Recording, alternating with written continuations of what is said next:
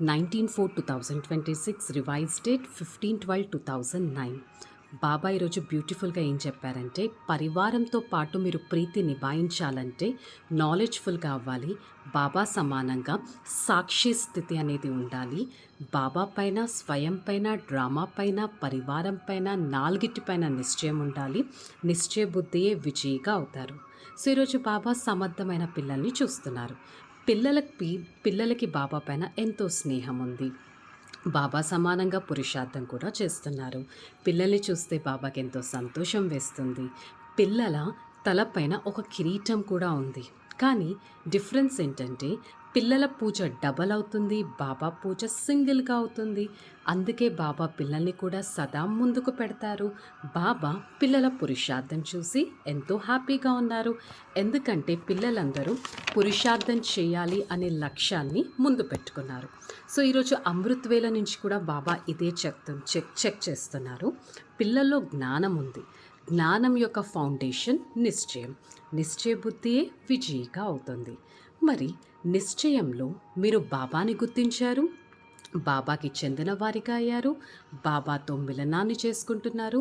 ప్రతి ఒక్కరికి తెగిపోని నిశ్చయం అనేది బాబా పైన ఉంది.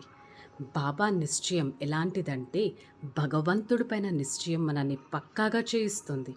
డ్రామా పైన నిశ్చయం, పరివారం పైన నిశ్చయం, ఈ 4 నిశ్చయాలు పక్కాగా ఉండాలి. నిశ్చయ బుద్ధి విజయంతి అని అంటారు. మరి బాబా పైన నిశ్చయం ఎంత చక్కగా ఉంటుందంటే, బాబా పైన నిశ్చయం అంటే మేరా బాబా అంటారు. బాబా యొక్క సర్వ అధికారి ఆత్మగా అవుతారు. సర్వ ఖజానాలకి అధికారిగా అవుతారు. నిశ్చయమే లేదంటే చాలా బాధపడుతూ ఉంటారు. సో బాబా పైన నిశ్చయం అంత బ్యూటిఫుల్. సెకండ్, స్వయం పైన నిశ్చయం. స్వయం పైన నిశ్చయం ఉంటే సదా సంతోషంగా ఉంటారు. నేను స్వమానధారి ఆత్మాని భావిస్తారు. స్వరాజ్య అధికారి ఆత్మాని భావిస్తారు.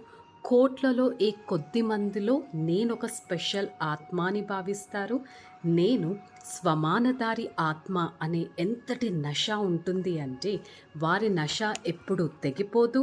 ఆ నషతో సదా మస్తీగా ఉంటారు, సంతోషంగా ఉంటారు, ఎగురుతూ ఉంటారు. వారి ముఖవచ్చస్సు, నడవడికలో ఆ నష చాలా క్లియర్గా కనిపిస్తుంది. మరి ఈ రోజుల్లో ఎవరికైనా టైటిల్ ఇస్తే ఎంత హ్యాపీగా ఉంటారు, యువర్ సో అండ్ సో అంటే. అలాగే బాప్ దాదా కూడా పిల్లలందరినీ స్వమానధారి పిల్లలుగా చూస్తున్నారు.